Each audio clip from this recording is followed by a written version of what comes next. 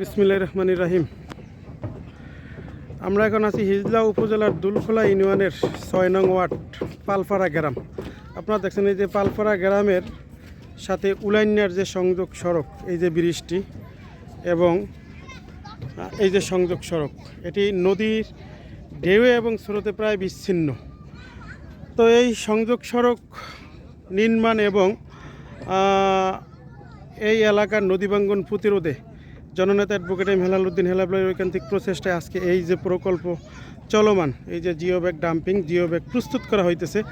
এই সংযোগ সড়কটি দিয়ে উলাইন্যা ইউনিয়নের হাজার হাজার মানুষ আলীগঞ্জ বাজারে চলাফেরা করে এবং 4টি শিক্ষা প্রতিষ্ঠান, প্রাইমারি স্কুল, মাদ্রাসা, হিজলা, পিএন মাধ্যমিক বিদ্যালয় সহ 4-5টা শিক্ষা প্রতিষ্ঠানের যে হাজার হাজার ছাত্রছাত্রী এখান দিয়ে যাতায়াত করে। দেখেন আপনারা, এই সড়ক নাই, এখানে জরাজীর্ণ অবস্থা। তো এলাকাবাসীর দাবিতে মেহেন্দিগঞ্জ মাটি ও মানুষের নেতা জননেতা অ্যাডভোকেট এম হেলাল উদ্দিন হেলাল ভাইয়ের পক্ষ থেকে হিজলা মেহেন্দিগঞ্জবাসীর জন্য বিজয় দিবসের উপহার স্বরূপ আজকে এই ডিসেম্বর মাসের 16ই ডিসেম্বর বিজয় দিবসে এই যে কাজ চলমান, এই যে সংযোগ সড়কটি যদি কাজ হয়, দেখেন আপনারা এই যে এলাকাবাসী আজকে হাজির হয়েছে, কাজ চলতেছে, তারা কাজের প্রত্যক্ষ করতেছেন কাজটি ঠিকমতো হচ্ছে কি না।